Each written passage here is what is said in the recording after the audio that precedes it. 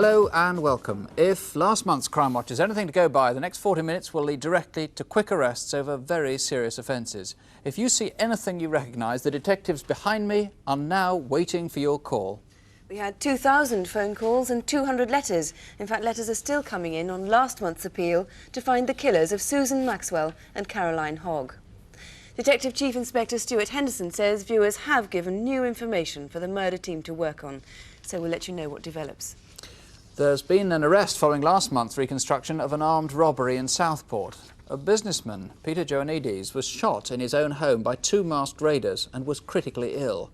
Because of the publicity about Crimewatch, a man came forward with information just before we went on air. Now that, combined with other calls to the studio, led police to a 24-year-old man from Liverpool who's now been charged with aggravated burglary and with attempted murder.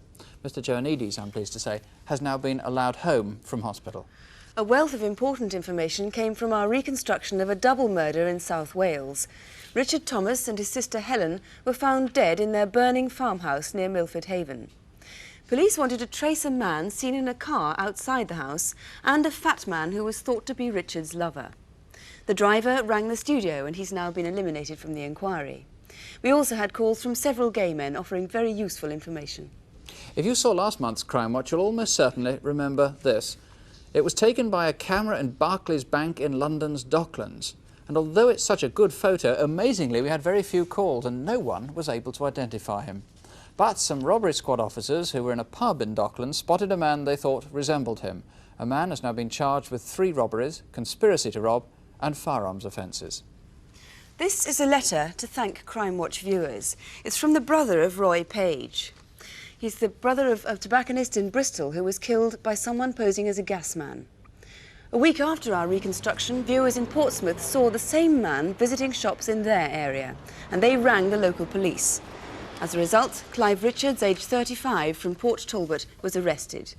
He was found to have a knife and an iron bar in his possession. He's just begun a term of life imprisonment. The letter from Mr. Page's brother says it was only through Crime Watch that the man was ever brought to justice. May I, on behalf of Roy's family, thank you and Crime Watch viewers very sincerely. We start this month's reconstructions with the tragic story of a 15-year-old Dutch girl, Maartje Tamboza. Maartje had lived in England for the past year. The family moved to Britain because her father was posted here by his company. Their home is at West Horsley, near Guildford in Surrey.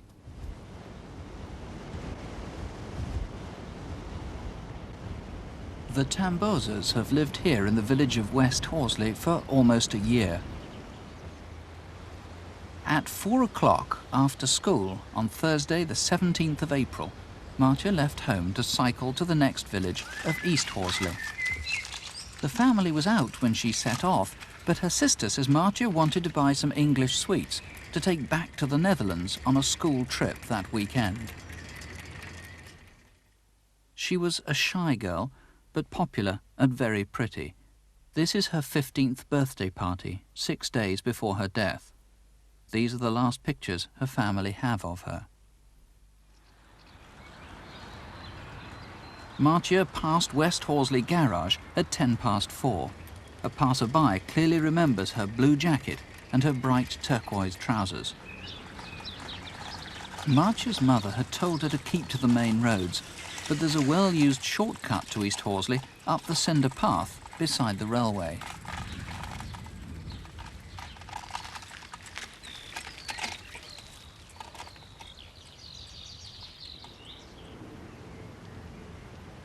There are no known witnesses from this point on, but someone must have lain in wait.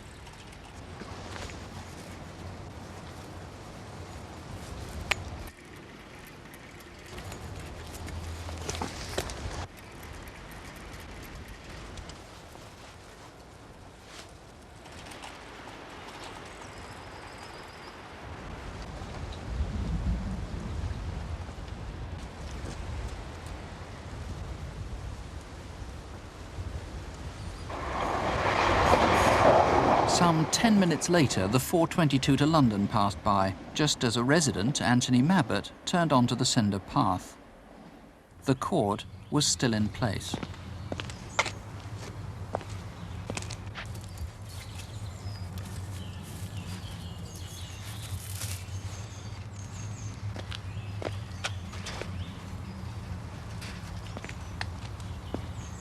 he didn't see at the far side of the field a bicycle. This is an aerial photograph showing the cinder path beside the railway, and this is where the cord was found. Here is Marcia's bicycle, and this, an hour later, is where a man was seen behaving rather strangely.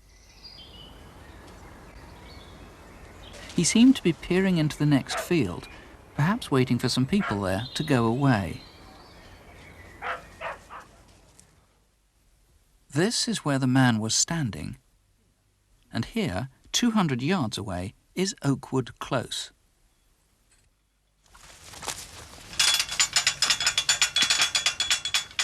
Just before 6 o'clock, a man in a dark blue jacket walked into the close from the fields. A resident remembers seeing him pass her house. Just after 6, 2 neighbours driving home into the close also saw a man in blue. They recalled that he had mud on his right shoulder. He was walking in the direction of East Horsley. 5 minutes walk away is Horsley Station. Just after 6 is peak commuter time, and the man would have been walking against the flow of people. By now, the family was deeply worried. It was not like Marcia to stay out without saying where she was. By nightfall, they were frantic. The police had been informed, and friends and neighbours began a search. At 10:30, they found her bicycle. Searchlights were brought in, but by daybreak, Marcia had still not been found. At 8:30, 2 gamekeepers out shooting met up with the police. Morning, gents. What are you boys up to? Well, we're looking for a missing girl. You've been all through the woods, have you? Yeah, we've been shooting all round here. We're in this morning. Yeah. Have you seen anything unusual that you've not seen before? They remembered that they'd seen what looked like green plastic sacks just back there in the woods. They went back with the police and there found Marcia's body. And this is where the body was found. Well, this is the man in charge of the inquiry, Detective Chief Superintendent Vincent McFadden. How did Marcia die? Marty died as a result of several blows to the head, and she was sexually assaulted. Now, had there been other sex attacks in this area? We would normally expect to find with an investigation like this a number of other incidents which haven't been reported to us, but on this occasion we found only one incident that we know of, and that took place on the Monday, 3 days prior to the attack on Marty. This involved a middle-aged woman that was walking from the medical centre towards West Horsley when a man jumped out of the hedge in front of her and did what we must describe as a war dance. The woman retraced her steps. She was unhurt? She was unhurt. This man was described as 5'8", slim build, collar-length dark hair, 2 or 3 days' growth of stubble, mid-blue anorak and blue trousers. Now, of course, that man might be entirely innocent. He hasn't broken the law, so you obviously want him to ring in if he is innocent, but do you suspect that he might be the murderer? Of course, if he is innocent, we would wish to speak to him and would wish for him to contact us, but there is the possibility that he's the same man that was seen in the field. Obviously, if there has been another attack in the area, if any woman has been frightened by a stranger like that, you desperately need them to ring in. Yes, of course. We would ask them to come forward and their calls will be treated in the strictest confidence. Now, what about the man who, one must assume, was the murderer, who was seen coming out of the fields through Oakwood Close, and we last saw him turning the corner and walking in the direction of East Horsley? Is that the last that we know about him? Yes, he was seen at about 6:02 in Ockham Road South. Obviously, he could have gone into a nearby house. He could be a local man. But we do have a sighting of a man at a railway station a little later on at 6:07. A man was sitting outside waiting for his wife when this chap described in a blue anorak and blue trousers ran to the booking office door, through a gate because it was locked, up over the bridge. He bumped into a number of people. He's described variously as having a blue anorak or a beige coat on. The train was moving off. He ran towards the train. The guard stopped the train and allowed him to get on. That was good of the guard. Now, what time was that train? That was fit? 6:07. So that would fit precisely. The time that the man would have been walking down that road. OK, so if anybody remembers, it was they who got on that train, that 6:07 train we're talking about, Thursday the 17th of April. That is correct. And they would remember a train Yes, stopping for yes. them. Obviously, we would ask him to come forward because it would save us wasting resources if he's just an innocent person running for a train. Some of Marty's belongings were taken. Yes, missing from Marty, in fact, was a purse identical to this. It's Jordache make purse. Inside the purse was approximately £25, a key, and an identical Dutch bank card to this one. This is, in fact, Marty's sister's bank card. Well, there can't be many of those. Now, if people ring with suspicions, are you going to be able to check those suspicions out and rule out people who are innocent? Yes, as a result of the latest laser technology, we do have outstanding fingerprints, we have a minority blood group, and we also have forensic evidence, and we will either be able to implicate or eliminate if people will give us details of any suspects. Mr McFadden, thank you very much. If you can help in any way, the number is 018118055. Please do ring. You can speak to detectives if you prefer at Surrey Police Headquarters. The number there, 0483 65272. That's 0483, the code for Guildford, 65272. Well, now to this month's incident desk, with news on the search in Hertfordshire for Anne Locke, a raid on a Yorkshire gun shop, a rape in Essex and a double murder in Sussex. Here are Superintendent David Hatcher and Constable Helen Phelps. The search continues tonight for 29-year-old Anne Locke, who disappeared last Sunday. She got married only 4 weeks ago, and nobody who knows her can think of any reason why she'd leave home. She was last seen at 8:30 on Sunday evening when she left London Weekend Television, where she worked. Her usual journey home to Hertfordshire took her from Waterloo Underground Station on the Bakerloo line to Oxford Circus, then to the Victoria line to Finsbury Park, where she'd catch a British Rail train to Brookmans Park. She probably caught the 9:38 train that evening, arriving at Brookmans Park at 10:01. Anne's bicycle, still with the padlock on the back wheel, was found on this footpath. It's about 50 yards away from the station bike shed where she left it that afternoon. Anne was wearing this ski jacket, but without the sleeves. It was blue on the back. She also had a pink sweater and a black leather bag. If you saw her during her journey home, or if you've seen her anywhere since, please call us. Last month on the incident desk, we asked for information about a rape in which a woman was attacked in her home in Basildon in Essex. One viewer thought he recognised the video fit we showed, and 4 days later, a 17-year-old youth was arrested and charged with rape. Tonight, Essex police need your help again with another rape in the Basildon area. It happened on Monday the 12th of May in broad daylight, just after midday, in the Trafford House car park in the centre of town. As a woman was parking, she was grabbed from behind, thrown into her car, sexually assaulted and raped. The man was in his early 20s and quite slim. The artist's impression is thought to be an extremely good likeness. He also had a tattoo on his neck, just below the left ear. It was about 2 inches across, and the tattooist who did it may remember the man. The word skins, which is in paler blue ink underneath, was probably self-inflicted. And finally, he was wearing a jumper like this. It had plain red sleeves, and the rest was beige with a red fleck. If you think you recognise him, please ring us. Next, a raid on a gun shop in West Yorkshire. The owner and a friend were assaulted and handcuffed at the gunstock shop in Ossett, near Wakefield. It happened on Thursday the 10th of April, and the two raiders stole 6 12-bore shotguns, some ammunition and a lethal rifle. It was a Parker Hale hunting rifle, accurate at up to 400 yards. The fear is that it could be used in other crimes. They got away in a black Ford Sierra XR 4x4. It's a rare car, a powerful four-wheel drive, and there are only 750 black ones on the road in the UK. One of the men was wearing a green check flat cap. He was dressed for a day's shooting with green Wellingtons, light-coloured trousers and a green waxed jacket. If you've seen the gun, the car or the man, please call us. It's a month to the day since Peter Thurgood and Lindy Benstead were shot dead. They were found beside an open car in what's been called the Lovers' Lane near Rake on the Sussex-Hampshire border. Police still need to hear from anyone who might have seen them on that Tuesday morning. Mr Thurgood left his home in Borden at 10:40 and drove to the Old Thorns Golf Club where he picked up Lindy, who worked there. Then they drove through Liphook, down the A3 and into Lovers' Lane. The car was a hired C-registration silver Mazda. It's a busy section of the A3, and somebody must have seen it turn across the dual carriageway into the lane. Someone might also remember a red Ford Escort, which was seen driving slowly around the Golf Club car park. A similar car was seen in a lay-by off the A3, not far from Lovers Lane. And a special appeal to a woman who wrote a number of letters to Peter Thurgood. They were posted in Hampshire and signed Kate. It is important that we speak to her. So if you are watching Kate, you can ring us now in complete confidence. And now for something a little different.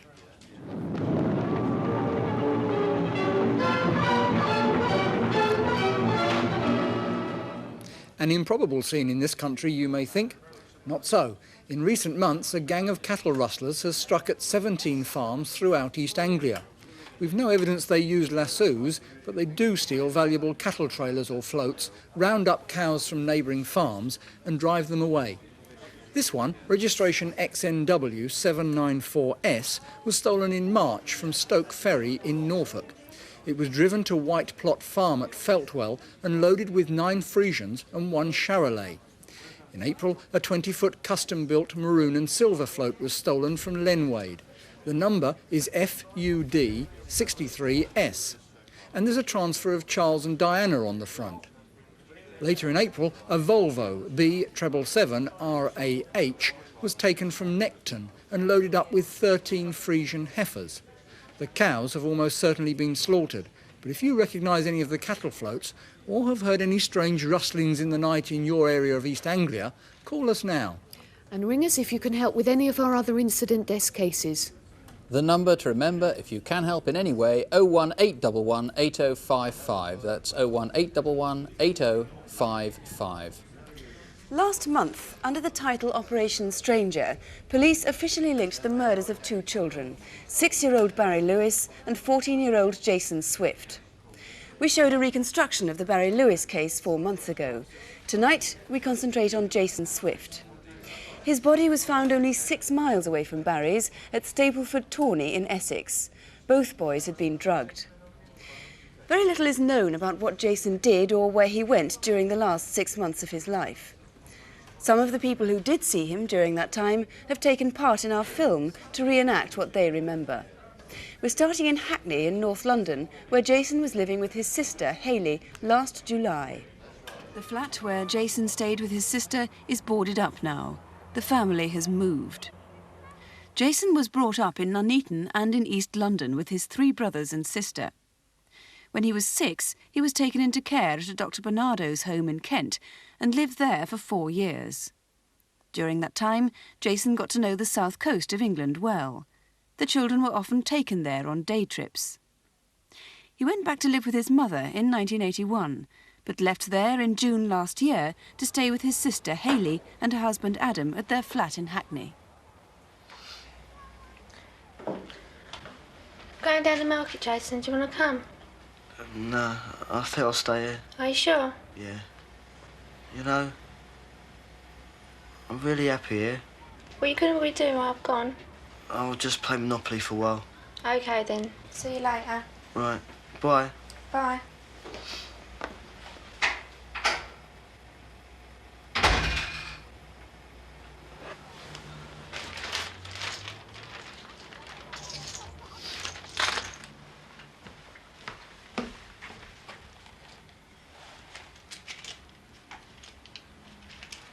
Before he left, Jason stole £75 in cash from his sister's bedroom.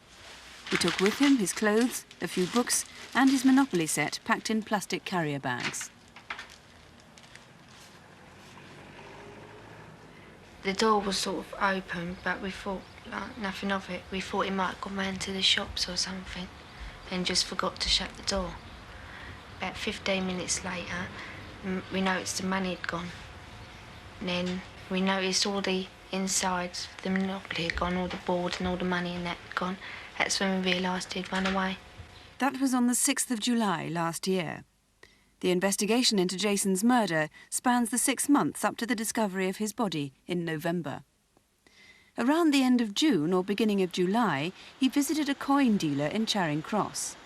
Jason liked to collect foreign coins and had often called before, but this time he'd come to sell. Morning, Jason. I wonder if you got to buy these. Place them on the tray.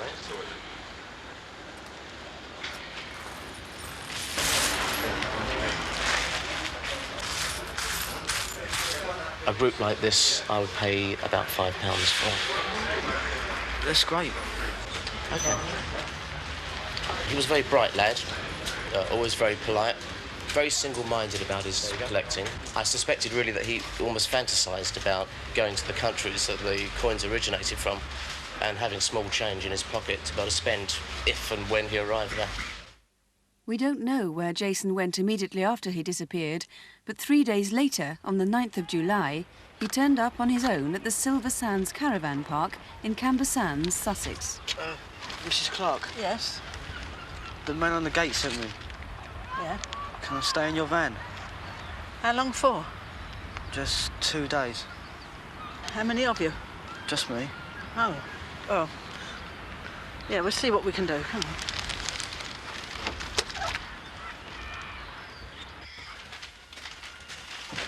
This is the van. Nice, large van. So you're on your own then? Yeah. Don't you ever come out with your parents? No, they let me travel on my own. It's like an adventure. I'm supposed to be visiting a friend in Hastings. Oh, well, that's all in the same area. You're not far from there, you know. No. I thought you would have had a friend with you, company to go about with. A friend? No, well, I had a friend stay with me once and he stole money from me. So I don't trust anyone. He hadn't been here long when he came back with the key and he said, I'm going for a swim. So he went for a swim, and when he came back, I suppose it could have been within the hour. I knew he'd been for a swim because all his hair was all wet. And then he went in, but I think he might have been down for fish and chips. The next day he went for a walk to Rye. He said he was going to Rye. I didn't see much of him that day at all. I couldn't make out really how old he was. I thought, 12, because he had 2 front teeth missing and he seemed such a young child. Very quiet, reserved in his way, I thought. Didn't seem to, well, he wasn't a pushy boy. I rather took to him, really. Jason made contact with his family twice at the end of July. On the 22nd of July, he sent a postcard to his mother. The card, now marked by various forensic tests, had been posted on the south coast. Dear Mum, I'm okay and not to worry. I'm working with the fair at Southend, so don't worry. See you soon. I'm going to the north soon. Jason Swift. In fact, police now know Jason wasn't with the fair at Southend. Around the same time, Hayley's husband, Adam, received a phone call. Hello? Hello, Adam. Where are you? I'm staying with a friend from school and his father. Jason, where are you ringing from? I'm in South London. What's the number? I'm not saying. You coming out? Yeah, I'm thinking of coming back. I don't know when. I'll phone tomorrow night and tell you. Right then. Bye. Okay then, bye. Nothing was heard or seen of Jason at all during August. Then, on the 11th of September, his mother received a birthday card from him. It was probably posted in either Croydon or Crawley. Dear Mum, I haven't forgot you, so don't worry about me. I'm all right. I'll come and see you in the next few months. Happy birthday, from Jason. Again, the trail goes cold for the rest of September and the whole of October. Then, on the 6th of November, a girl who knew Jason thinks she saw him on a 253 bus in North London. She travelled from Manor House, but can't remember where Jason got on. When she got off at Mare Street, Hackney, Jason was still on the bus. About 3 weeks after that, Jason was murdered. He'd been drugged with tranquilizers and asphyxiated. Well, Detective Chief Inspector Derek Cass, there's one very important element in this case which we haven't so far mentioned, isn't there? Yes, there is. He had very few friends of his own age, but he did associate with gay men. And we're appealing in particular for these persons in the relevant period to come forward and contact us. Are there any particular kinds of people you're appealing to in that connection? Yes, with the gay connection in mind, I would ask the viewers this question. Did a boy of Jason's description visit next door or a house or flat nearby in the months that we are looking to fill, especially the last 3 weeks in November? If he did, and perhaps he wasn't seen after the last week in November, then I would ask him to come forward, well, these people, the viewers, to come forward and contact us. Right. Now, there are a lot of gaps in that calendar of ours. Do you think there are any other people who may have seen him? For example, maybe shopkeepers? Yes, that's right. Jason is a normal 14-year-old. He would visit shops to purchase sweets, crisps, drinks, and he often did this. And shopkeepers, persons visiting shops, would probably have seen him. In addition to that, Jason had a bedwetting problem. He also had mouth ulcers, and he had his 2 front teeth missing. In connection with that, he may have visited dentists or doctors anywhere to seek consultation. And we're again asking for those professions and their receptionists to contact us and come forward. Right. Obviously, as you said, the last month of his life is very important to find out what he did. Do you think he could perhaps have gone back to the South Coast, which he knew well and loved? Jason had a habit of either going to places he knew or to visit persons he knew. And it's quite likely that he could have visited the South Coast, or for that matter, anywhere. Now, you've linked Jason's death with the murder of Barry Lewis. What are your reasons for doing that? There are several common factors between the 2 deaths. Firstly, they're both male boys. Secondly, they were both found naked. They were both positioned, Jason at Stapleford-Tawney and Barry 6 miles away at Waltham Abbey, both in rural Essex, both within the borders of North and East London.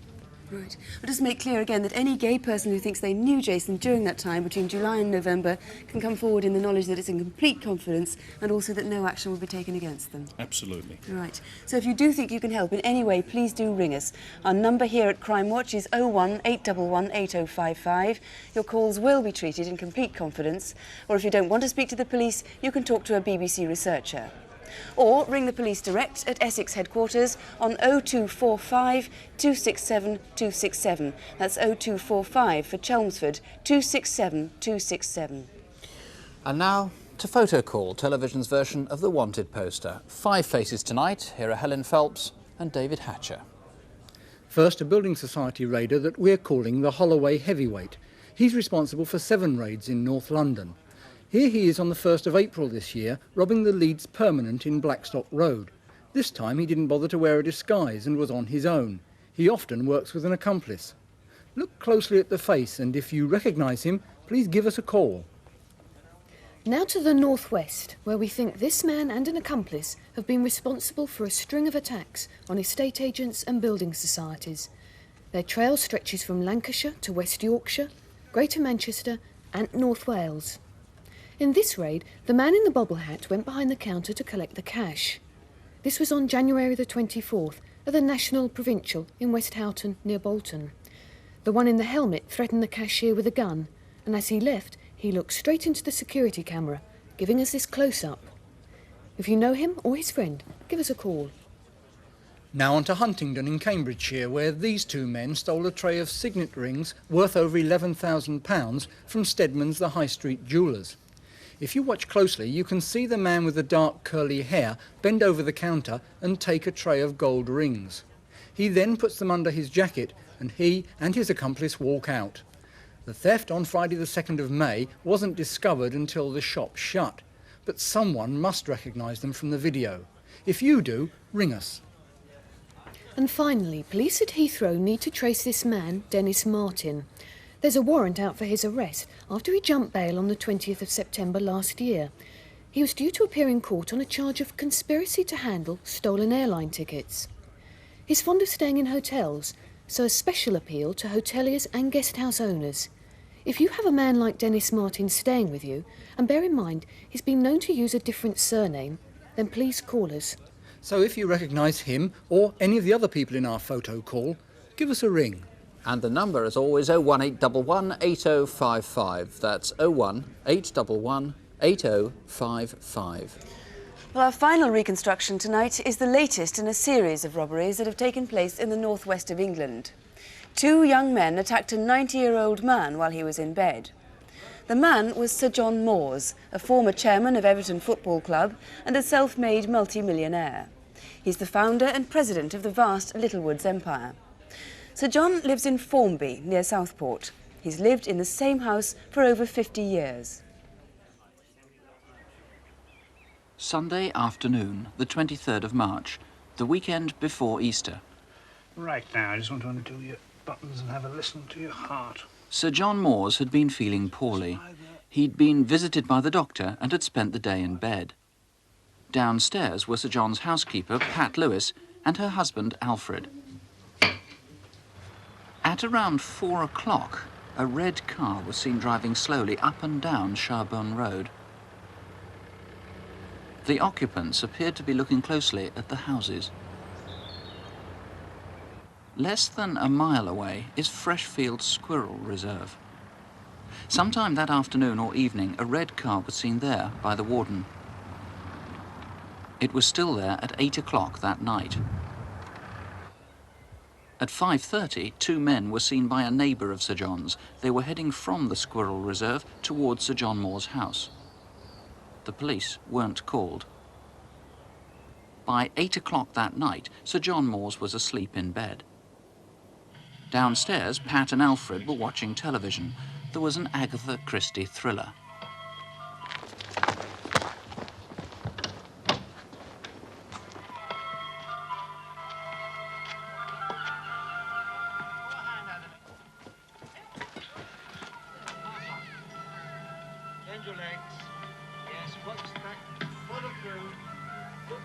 What's going on? Get down! Down!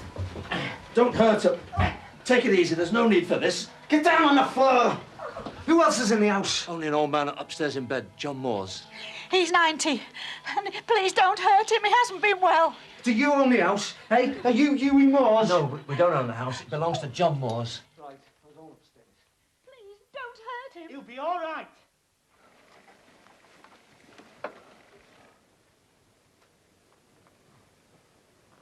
Come on, Mr. Moores. Wake up now. Come with me.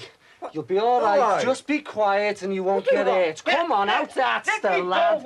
Let's go outside. Go! Just take it easy and you'll be all right. Go on, go with me, will you? Just keep quiet and you'll be all right. Pat, there's someone up here. Be quiet. Please, let me go and see to Sir John. OK, go upstairs. Don't try anything clever.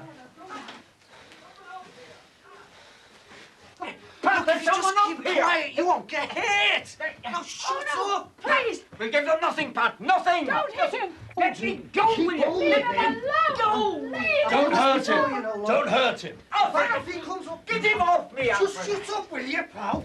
If you don't... Let's all... Keep him back there. Don't let him come any closer. Right, get down. A lot of you. An hour went by, and still the ordeal lasted. The robbers had forced Sir John to give them the combination to his safe, but even so, it proved difficult to open. Hey. I bet these are worth a few, Bob. There might be some more in here. How much are you worth, anyway? Millions. I'm a self-made man, and I started with nothing. You ever met the Queen? Yes. I think you're a snob anyway. All you people with money are. You know, I used to work for you once. You didn't pay much, though. Where'd you work? That's enough. You've said too much.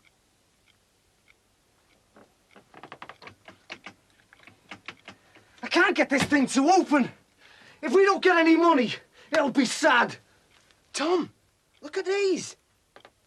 Yes, we'll have them. How much are they worth? They're valuable. They're antiques. Look, keep quiet, you lot. Give us half an hour, else we'll be back. You can't leave us tied up like this. You can't leave an old man tied up all night. We'll telephone the police or someone, but don't try anything, or we'll be back.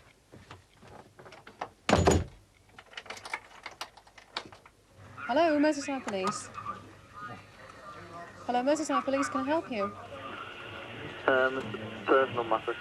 It's a personal matter. Are you sure that it's the police that you want in that case? Yes. Yes. What's the problem, please? Well, there's been an accident, you see. An accident? What kind of an accident? A break-in. Oh, it's a burglary you're reporting.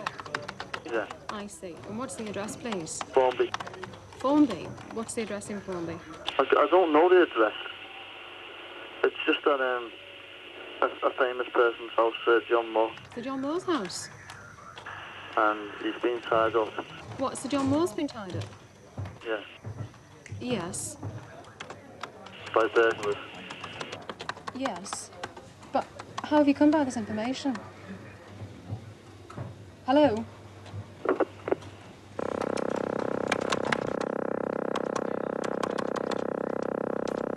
Chief Inspector Bob Cody took charge of that investigation. Firstly, what happened to the 3 victims? Are they okay? Physically, they're quite all right now. Obviously, it was a terrifying experience, and it'll take a while for the mental scars to go away, but physically, they're fine now. What did the 2 robbers eventually steal? They eventually stole a set of gold and diamond cufflinks, a small amount of cash, and a pair of double-barrel shotguns, similar to this one here. Now, tell us about these guns. There's a label on the side. Yes, they're William Powell double-barrel shotguns, side-lock ejectors, very distinctive, very valuable guns. And they have serial numbers on them? They have serial numbers on the guns. The serial numbers are 12508 and 12509. Now, any reputable gunsmith would obviously see those. There's a reward on this case. Yes, there's a reward of £5,000 to anyone who gives information leading to the arrest and conviction of these people. Now, how would one know them? What clues are there? Well, we hope that someone will be able to recognise the voice of the person that telephoned, and perhaps couple that with a vehicle which was seen near to the scene and which we believe they escaped in. Now, how did they get away?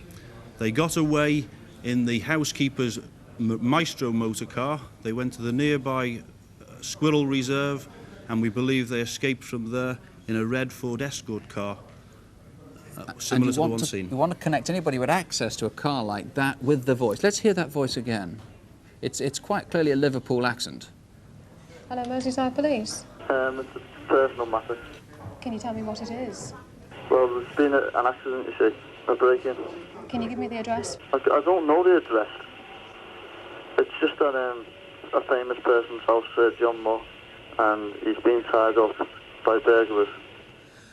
The victims weren't actually struck, physically assaulted this time, but is this a one-off crime? No, it's not a one-off crime. This is one of a series of offences in Lancashire and Merseyside, and I've no doubt that unless these people are caught very quickly, someone will become seriously hurt. Well, Mr. Cody, let's hope someone will ring in. Please do if you can. Call us on 01811 8055, or you can call Merseyside Police direct. The number there, 051 777 4944.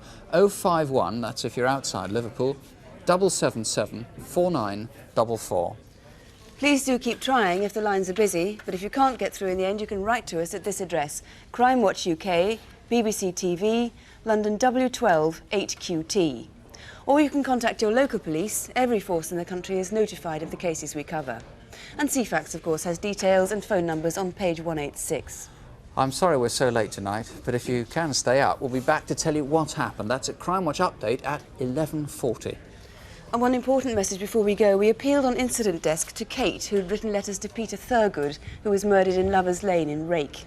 Now, Kate has rung. Kate, you asked to speak to a woman, and we didn't have a woman available at the time. We've managed to get a woman to the phone, but you'd rung off by then. Please ring again. We do have a woman waiting to speak to you now. And that's it from us for the moment. We're taking a break next month, but we'll be back in July and at our normal time. Don't have nightmares, please. Sleep well. Good night. Good night.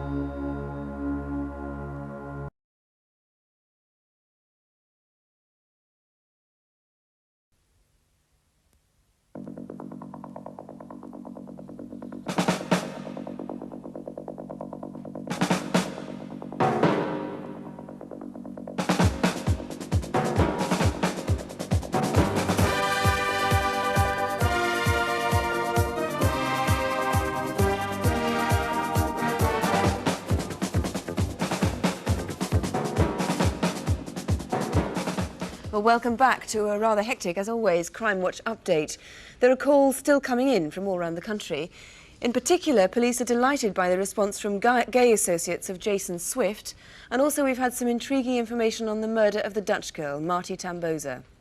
5 weeks ago, Marty went cycling near her home in West Horsley, but someone had set a trap.